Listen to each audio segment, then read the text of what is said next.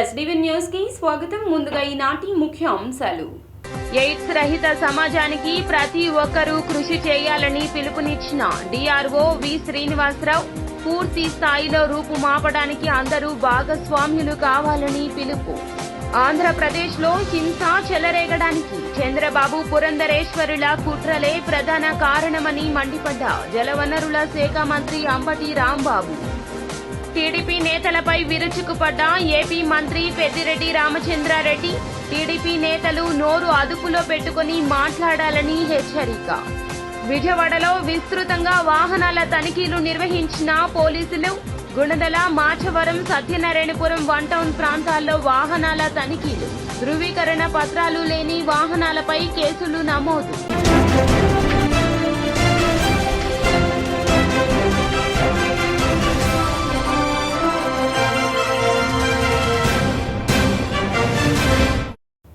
ఇక డీటెయిల్స్ చూస్తే, ఎయిడ్స్ రహిత సమాజానికి ప్రతి ఒక్కరూ కృషి చేయాలని డిఆర్ఓ వి శ్రీనివాసరావు పిలుపునిచ్చారు. ప్రపంచ ఎయిడ్స్ కొవ్వొత్తుల స్మారక దినోత్సవాన్ని నగరంలోని కలెక్టరేట్లో నిర్వహించారు. జిల్లా వైద్య ఆరోగ్య అధికారులు, స్వచ్ఛంద సంస్థల ప్రతినిధులతో కలిసి కొవ్వొత్తులు వెలిగించారు. ఎయిడ్స్ బారిన పడి మరణించిన వారికి నివాళులర్పించారు. ఎయిడ్స్ నిర్మూలనలో భాగస్వాములము అవుదామంటూ ప్రతిజ్ఞ చేయించారు. అనంతరం ర్యాలీ నిర్వహించడం జరిగింది. ఇవాళ మరి మే 3వ ఆదివారం రోజున మరి ఎయిడ్స్ బారిన చనిపోయిన వాళ్ళ తాలూకాగా వాళ్ళ యొక్క స్మారకంగా గుర్తు చేసుకుంటూ మన ఈ దినాన్ని మనం అందరం జరుపుకుంటాం. ఇది శుభదినం కాకపోవచ్చు, కానీ మనందరం ఒకసారి గుర్తు చేసుకుంటూ మరలా రాబోయే కాలంలో మన యంగ్ జనరేషన్ కానీ ఎవరు కూడా ఇలాంటి మళ్ళీ ఈ వ్యాధి యొక్క బారిన పడకుండా మనం అందరినీ, రాబోయే జనరేషన్ అందరినీ కూడా వాళ్ళందరినీ చైతన్యపరిచి దీని మీద ఎక్కువగా అవగాహన కలిగించి ఈ వ్యాధి రాకుండా మనం ఎలాంటి చర్యలు తీసుకోవాలనేది ఒక అవగాహన కలిగించడం కోసం మేమందరం కూడా ఇక్కడ కలిసి ఒక చిన్న ఈ క్యాండిలైట్ దీని ద్వారా మీ అందరికీ అవగాహన కలిగించే కార్యక్రమం చేపట్టారు.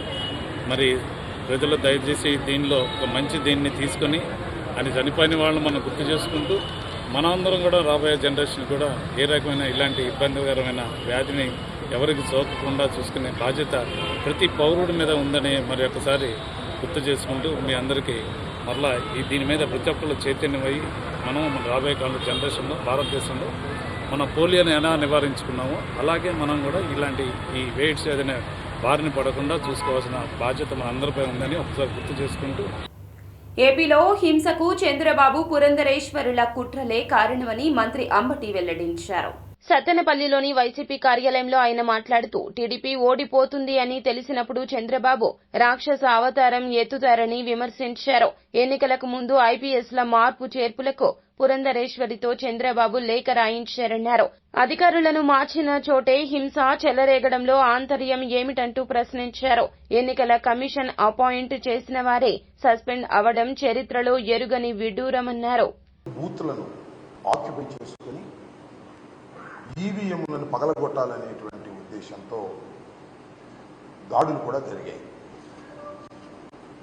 ముఖ్యంగా రాష్ట్రంలో పరిశీలిస్తే పలనాడు, అనంతపూర్, అలాగే కొన్ని రాయలసీమ ప్రాంతాల్లో చాలా పెద్ద ఎత్తున హింస చెలరేగింది.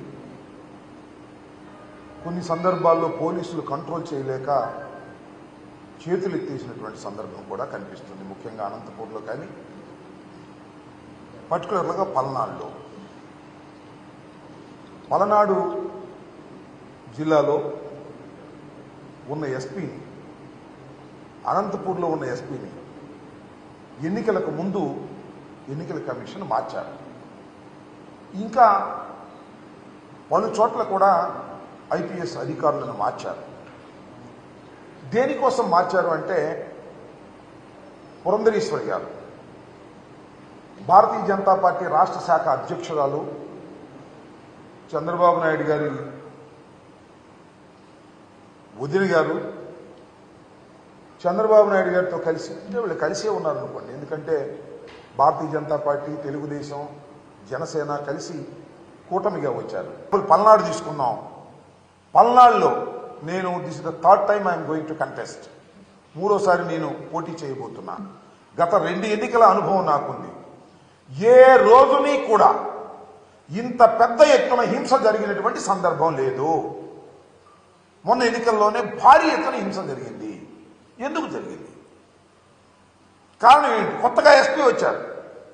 పాత ఎస్పీ పక్షపాత ధోరణితో ఉంటాడని మార్చేశారు. కొత్త ఎస్పీని ఇస్తే బలంగా ఉండాలి కదా, ప్రశాంతంగా జరగాలి కదా. ఎందుకు పూర్వం కన్నా ఎక్కువ హింస జరిగింది అనేది ఇక్కడ పాయింట్ అని మనం చేస్తున్నాం. అంటే ఈ మార్పులు చేర్పుల మీదే కుట్ర జరిగిందా? తెలుగుదేశం, భారతీయ జనతా పార్టీ పురంధరేశ్వరి గారు, పవన్ కళ్యాణ్ గారు కలిసి కుట్ర చేశారా? కుట్ర చేసి ఈ పిటిషన్లు పెట్టి ఏదో ఒక విధంగా తమ ఓట్లను, ఫాల్స్ ఓట్లను గందరగోళాలు చేసి ఓట్లు వేయించుకోవడం ద్వారా గెలవాలని అనుకున్నారా అనేటువంటి సంగతి. మంత్రి పెద్దిరెడ్డి రామచంద్రారెడ్డి ప్రెస్ మీట్ లో టీడీపీ నేతలపై విరుచుకుపడ్డారు. మంత్రి పెద్దిరెడ్డి టీడీపీ జాతీయ ప్రధాన కార్యదర్శి నారా లోకేష్ పై ధ్వజమెత్తారు. ఈ లోకేష్ మాట్లాడితే చాలు పాపాల పెద్దిరెడ్డి అంటుంటాడని ఆరోపించారు. మీ నాన్నే పాపాల చంద్రబాబు ఎంతో మందిని చంపించేశాడు. వంగవీటి రంగా నుండి పింగళి దశరథ వరకు అందరూ ఆయన బాధితులే, వారందరూ చనిపోయారు అని పెద్దిరెడ్డి పేర్కొన్నారు. అలాంటప్పుడు మీ నాన్నను పాపాల చంద్రబాబు అని పిలుచుకోవాలే తప్ప నన్ను మాట్లాడినందువల్ల నీకు వచ్చింది ఏమీ లేదంటూ వెల్లడించారు. ఎన్నికలు జరిగిపోయినాయి. 4వ తేదీ ఫలితాలు వెలువడుతూ ఉన్నాయి. ఈ తరుణంలో లేనిపోని అబద్ధాలు, కుట్రలు, కుతంత్రాలు అన్నీ కూడా తెలుగుదేశం పార్టీ చేస్తూ ఉంది.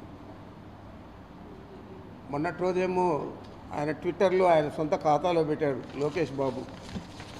ఈ తిక్క లోకేష్ పెద్దిరెడ్డి వెహికల్స్లో ఇతర దేశాలకు తరలిస్తారు, వీటిలో వేల కొద్ది డబ్బు వజ్రాలు తరలిస్తున్నారా? ఈ ట్విట్టర్లో ఆయన పెట్టినది ఆయన సొంత ఖాతాలో పెట్టాడు. మరి నిజంగా ట్విట్టర్లో ఆయన చెప్పే ముందు వాస్తవాలు గమనించాలా లేదా? ఎందుకు నిన్ను ప్రజలందరూ కూడా లోకేష్ పప్పు అని ఎందుకు పిలుస్తూ ఉన్నారంటే దీన్ని చూస్తేనే అర్థమవుతుంది. ఏదైనా కస్టమ్స్ ఉంటుంది, బండ్లు లోడ్ అయ్యేటప్పుడు కానీ అక్కడ ఆఫ్రికాలో పోర్ట్ వచ్చి దారుసలాంలో అక్కడ చెక్ చేస్తారు, ఇక్కడ చెక్ చేస్తారు. వీటిలో డబ్బులు పెట్టే అంత మూర్ఖులు లోకేష్ లాంటి వాళ్ళు తప్పితే ఇంకెవరైనా ఉంటారని అడుగుతున్నాను. మీకేమో చార్టర్డ్ ఫ్లైట్లలో మీరు సూట్ కేసులన్నీ కూడా సింగపూర్కి పంపిస్తారు, దుబాయ్కి పంపిస్తారు. మీకు అది అలవాటు.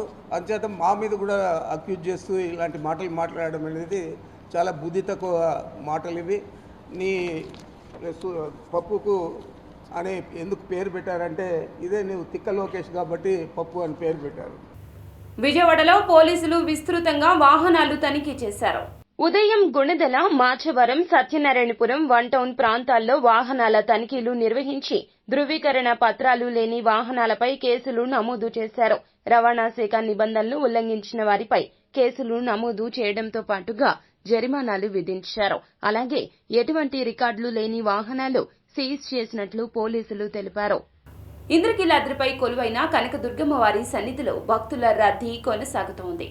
వేసవి సెలవుల నేపథ్యంలో ఉభయ తెలుగు రాష్ట్రాల నుంచి పెద్ద ఎత్తున భక్తులు, యాత్రికులు ఇంద్రకీలాద్రికి తరలివచ్చి ఆది దంపతులను దర్శించుకుంటున్నారు.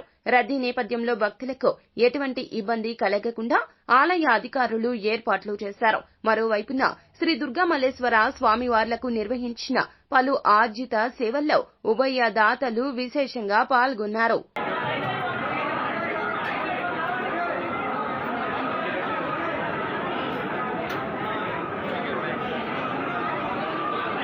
దక్షిణ భారత కమ్యూనిస్టు ఉద్యమ నిర్మాత పుచ్చలపల్లి సుందరయ్య సేవలు నిరూపమానమని వి శ్రీనివాసరావు వెల్లడించారు.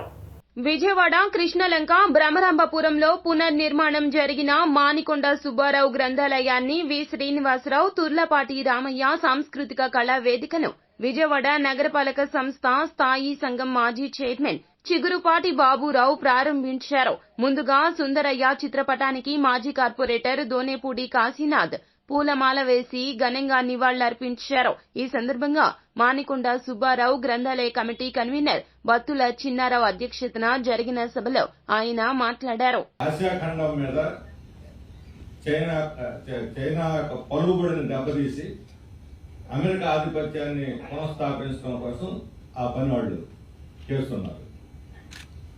అంటే ఏమిటి? తనకు సవాలు 1970లో కమ్యూనిజం బలంగా ఉన్నప్పుడు ఏ ప్రచ్ఛన్న యుద్ధం అనే ఒక సవాలు ఈరోజు ఏర్పడిందో అంతకన్నా పెద్ద సవాలు ఈరోజు ఏర్పడింది. మనం చూస్తే తాజాగా భారతదేశం రోజు మోడీ చైనాని తిట్టడం లేదా విమర్శించడం గొప్ప లేదు. చైనా మనకేం బంధువు కాదు. ప్రపంచంలో శ్రామికులందరూ మనకు బంధువులే, సోషలిజాన్ని కోరుకునే వాళ్ళందరూ మనకు బంధువులే. అదేం ప్రత్యేకం కాదు చైనా కూడా. అమెరికాలో ఉన్న కార్మికవర్గం కూడా మనకు బంధువులే. సామ్రాజ్యవాదం శత్రువు, ప్రధానమైనటువంటి శత్రువు. కానీ ఈరోజు భారతదేశంలో ఇతర దేశాలతో జరిగే విదేశీ వ్యాపారంలో ఈరోజు నెంబర్ 1 పార్ట్నర్ ఎవరు భారతదేశానికంటే చైనా. 3 నెలల క్రితం అమెరికాని సర్పాస్ చేసి చైనా ముందుకు వచ్చింది. ఒకరు తిడుతూ ఉంటారు, ఇంకో వ్యాపారాలు మాత్రం పెంచుకుంటున్నారు. ఏ లాభం లేకుండా పెంచుకోరు కదా వ్యాపారస్తులు. అంటే చైనాతో వ్యాపారం కావాలి, లాభాలు కావాలి. చైనా కమ్యూనిజం మాకొద్దు. ఇది వాళ్ళ ఈరోజు పెట్టుబడిదారులు కోరుకుంటున్నట్టు. ఏపీలో హింసాత్మక ఘటనలపై సిట్ దర్యాప్తు ముమ్మరం చేసింది. నర్సరావుపేటలో శనివారం అర్ధరాత్రి వరకు ఏఎస్పీ సౌమ్యలత విచారణ చేసి తిరిగి ఆదివారం 2వ రోజు కొనసాగించారు. నర్సరావుపేట రూరల్ పోలీస్ స్టేషన్లో 3 సీఐలు, ఎస్ఐలను ఆమె విచారించారు. ఘటనలు జరిగిన ప్రదేశాలు పరిశీలించారు. వీడియోలను చూశారు. ఘర్షణలకు సంబంధించి నమోదైన ఎఫ్ఐఆర్లు పరిశీలించి ఇంకా మార్పులు ఏమైనా చేయాలా, కొత్త నిందితులను ఎవరినైనా చేర్చారా అంటూ ప్రశ్నించారు. నైరుతి రుతుపవనాల ఆగమనంపై భారత వాతావరణ సంస్థ శుభవార్త వెల్లడించింది. నైరుతి రుతుపవనాలు నికోబార్ దీవులను తాకాయని వెల్లడించింది. ఈ నెల 31వ తేదీన కేరళ తీరాన్ని తాకడం ద్వారా నైరుతి రుతుపవనాలు భారత ప్రధాన భూభాగంలోకి ప్రవేశిస్తాయని ఐఎండీ తెలిపింది. మే 22 నాటికి నైరుతి బంగాళాఖాతంలో ఏర్పడే అల్పపీడనం రుతుపవనాల కదలికను మరింత వేగవంతం చేస్తుందని, రుతుపవనాలు మరింతగా విస్తరించేందుకు దోహదపడుతుందని వివరించింది. జూన్ 4వ తేదీన అభ్యర్థుల జాతకాలు తెలిసిపోతాయి. మధ్యాహ్నానికి స్పష్టమైన తీర్పు వెలువడుతోంది. మామూలుగా జరిగే పందాలతో పాటుగా ఆన్లైన్ బెట్టింగ్లు నడుస్తున్నాయి. ఏ పార్టీకి ఎన్ని సీట్లు, ఎంపీ సీట్లను ఏ పార్టీ ఎన్ని గెలుస్తుంది, ఒక్కో పార్టీకి ఎన్ని సీట్లు వస్తాయి, కూటమికి ఎన్ని సీట్లు వస్తాయి అనే అంశాలపై ఆన్లైన్లో బెట్టింగ్లు జరుగుతున్నాయి. ఎప్పటికప్పుడు అప్డేట్లను చేరవేయడానికి ప్రత్యేకంగా వాట్సాప్ గ్రూపులు ఏర్పాటు చేశారు. వార్తలు ముగించే ముందు ముఖ్య అంశాలు మరోసారి. ఎయిడ్స్ రహిత సమాజానికి ప్రతి ఒక్కరూ కృషి చేయాలని పిలుపునిచ్చిన డిఆర్ఓ వి శ్రీనివాసరావు. పూర్తి స్థాయిలో రూపుమాపడానికి అందరూ భాగస్వామ్యులు కావాలని పిలుపు. ఆంధ్రప్రదేశ్లో హింస చెలరేగడానికి చంద్రబాబు పురంధరేశ్వరుల కుట్రలే ప్రధాన కారణమని మండిపడ్డ జలవనరుల శాఖ మంత్రి అంబటి రాంబాబు. టీడీపీ నేతలపై విరుచుకుపడ్డ ఏపీ మంత్రి పెద్దిరెడ్డి రామచంద్రారెడ్డి. టీడీపీ నేతలు నోరు అదుపులో పెట్టుకుని మాట్లాడాలని హెచ్చరిక. విజయవాడలో విస్తృతంగా వాహనాల తనిఖీలు నిర్వహించిన పోలీసులు. గుణదల, మాచవరం, సత్యనారాయణపురం 1 టౌన్ ప్రాంతాల్లో వాహనాల తనిఖీలు. ధృవీకరణ పత్రాలు లేని వాహనాలపై కేసులు నమోదు. ఎస్బీవీ న్యూస్ సమాప్తం. నమస్కారం.